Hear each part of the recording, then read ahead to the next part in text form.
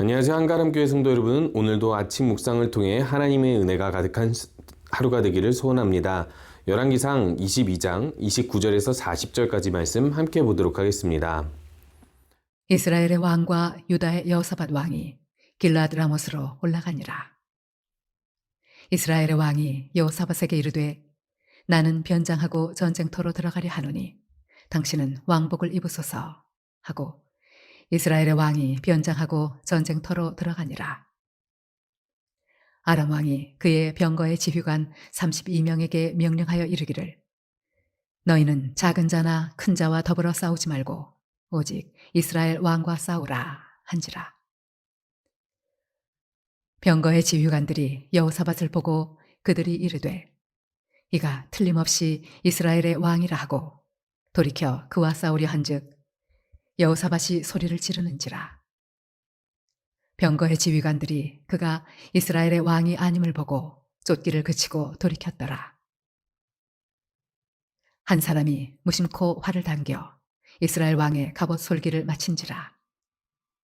왕이 그 병거 모는 자에게 이르되 내가 부상하였으니 네 손을 돌려 내가 전쟁터에서 나가게 하라 하였으나 이날에 전쟁이 맹렬하였으므로 왕이 병거 가운데에 붙들려 서서 아람 사람을 막다가 저녁에 이르러 죽었는데 상처에 피가 흘러 병거 바닥에 고였더라. 해가 진녘에 진중에서 외치는 소리가 있어 이르되 각기 성읍으로 또는 각기 본향으로 가라 하더라. 왕이 이미 죽음에 그의 시체를 메어 사마리아에 이르러 왕을 사마리아에 장사하니라. 그 병거를 사마리아 못에서 씻음에 개들이 그의 피를 핥았으니 여호와께서 하신 말씀과 같이 되었더라.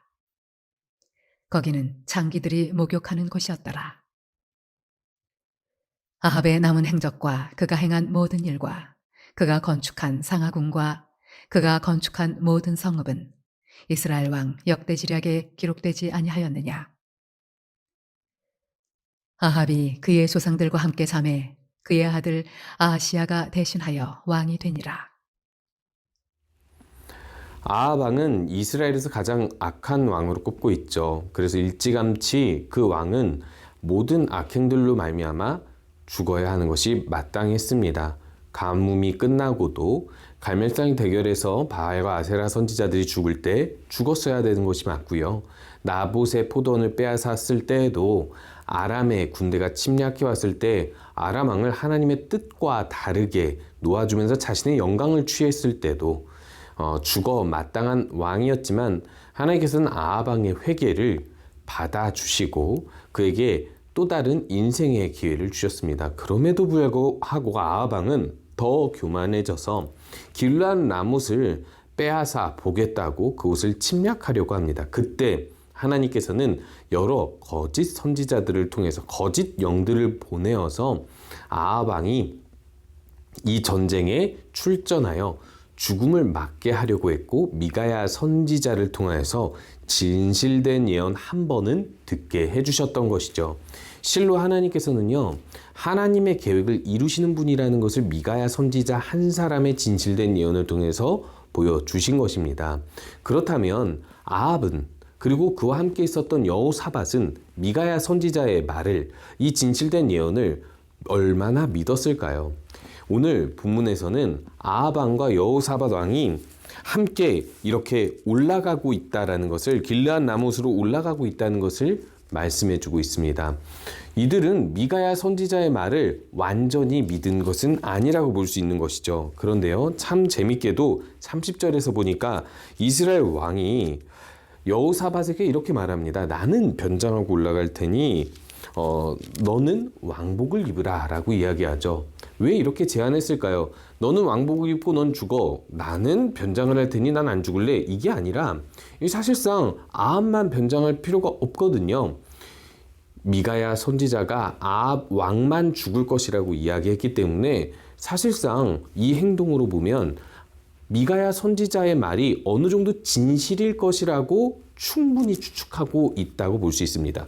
미가야 선지자의 말을 100% 믿었다면 이들은 전쟁하러 올라가지 않았겠죠. 아마도 50%이던 그 보다 더 적은 확률로 믿었던 미가야 선지자의 말이 진실일 수도 있다고 아합 왕은 생각했던 것 같습니다. 그래서 여호사밧 왕은 사실상 예언에서 죽는다는 이야기는 없었으니까 왕복을 입으라 하고 자신은 변장을 해서 들어가면 혹여라도 하나님의 뜻이 내가 여기서 죽는 거라고 할지라도 그 죽음을 피할 수 있지 않을까, 이렇게 생각하고 전쟁터에 나가는 것입니다.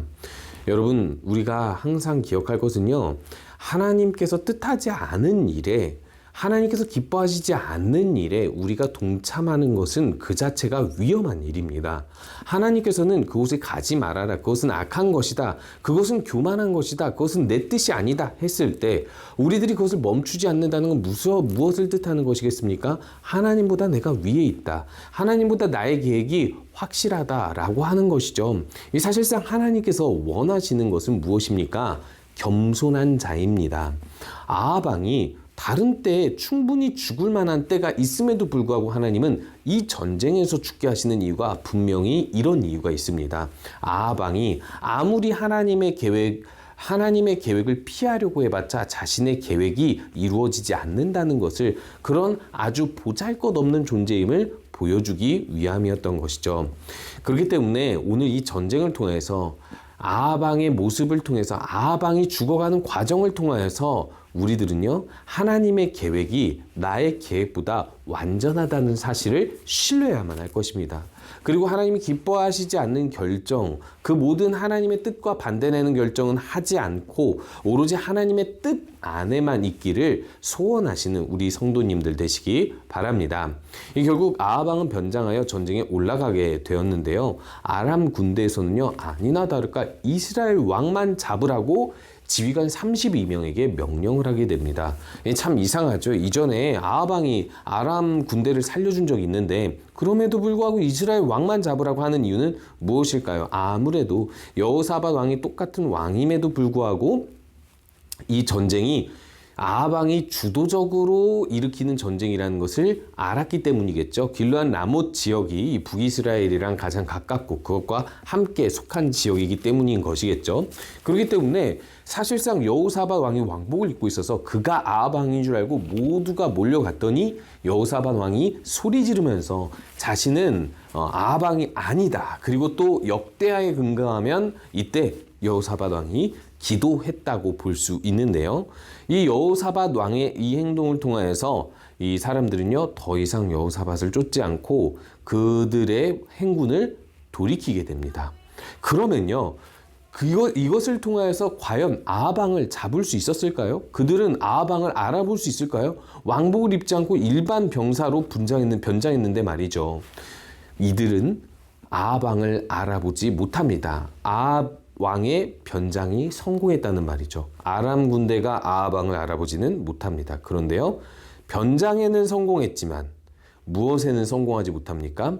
하나님의 계획을 피하는 데는, 죽음을 피하는 데는 성공하지 못합니다. 결국 어떤 이름 없는 한 병사가 무심코 우연히 쏜 화살, 목적과 방향이 없는 그 화살을 쏘았는데 아합 왕의 갑옷 솔기에 맞게 됐다라고 이야기합니다. 갑옷 솔기라는 게 무슨 뜻이냐면, 갑옷도 역시 이 방어하기 위해서 여러 군수 부품들을 가지고 접합 부분을 하게 만들거든요. 줄을 이어서요. 그런 접합 부분이 솔기라고 표현됩니다. 그래서요, 이 접합 부분이 갑옷에서 가장 약한 부분인데 이곳으로 비껴 들어가 칼이나 화살이 들어오면 어떻게 되겠습니까? 영락 없이 죽은 목숨인 것입니다. 갑옷을 입었지만 갑옷이 아무런 역할을 하지 못하는 것이죠. 사실상 아합 왕은 자신이 변장해서 죽음을 피할 수 있다고 생각했는데 되려 아합 왕을 알아보지 못하는 아람 군대에 아무런 이름 없는 병사 하나가 무심코 쏜 화살에 맞아서 이렇게 큰 부상을 입게 되는 것입니다. 누가 하신 일입니까? 하나님이 하신 일입니다. 아합 왕의 갑옷의 솔기를 맞출 수 있는 분은 하나님밖에 없고요. 아람 군대가 능력이 있어서가 아니라 하나님이 능력이 있어서 이 일을 행하시는 것입니다. 이것을 통해서 무엇을 알려주고 계시는 것입니까? 하나님은 하나님의 계획을 반드시 이루신다는 것입니다. 우리들은요, 하나님의 계획을 피할 수가 없습니다. 그래서 우리들은요, 하나님 앞에 선하게 살아야 되는 것, 그것이 우리 인생의 정답이라는 것을 분명히 기억해야 하는 것이죠. 그런데요, 이야기는 여기서 끝나지 않습니다. 아합 왕이 부상을 당해서 치료를 하기 위해서 이제 돌아가자고 병거의 그 병사한테 돌아가자고 하는데 갑자기 전쟁이 너무나도 격렬해져서 그 병거가 움직일 수 없는 상태가 되어버리는 것입니다. 그래서 거기서 피를 다 쏟아내고 병거 밑에 피가 고일 정도가 되니 아합 왕은 그곳에서 그렇게 피를 다 쏟고 목숨을 잃게 됩니다. 그런데 여기서 중요한 사실이 있습니다. 그냥 죽었다로 끝나지 않습니다. 하나님의 예언대로 고인 피를 그 고인 피 이 갑옷을 이제 그 근처 연못에서 빨게 되면서 그 피를 개들이 핥아 먹게 됩니다. 하나님께서 예언하셨죠. 아합의 피를 개들이 핥게 될 것이라고 말씀하셨습니다.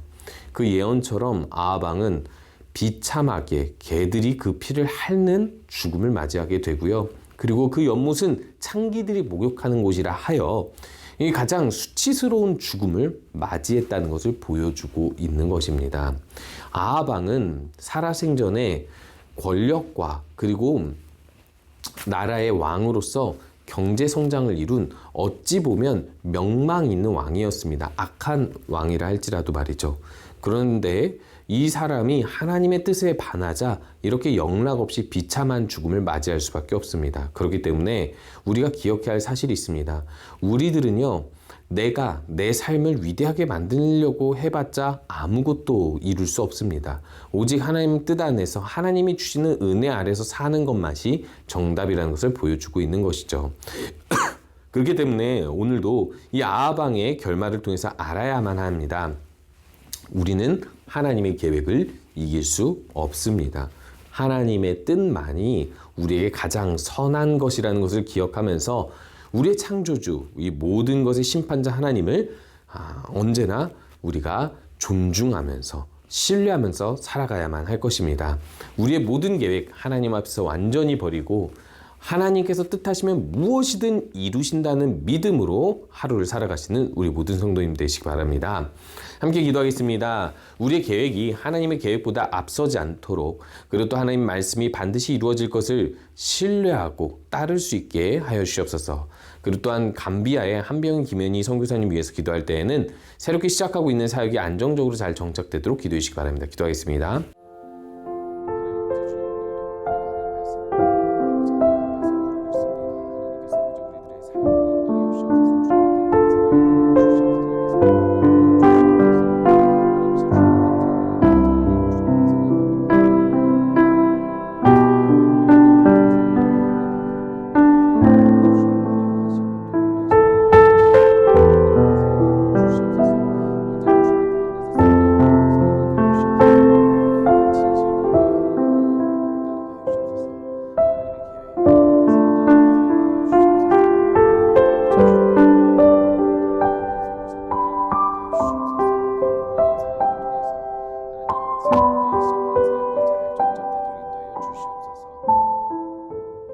함께 기도하겠습니다.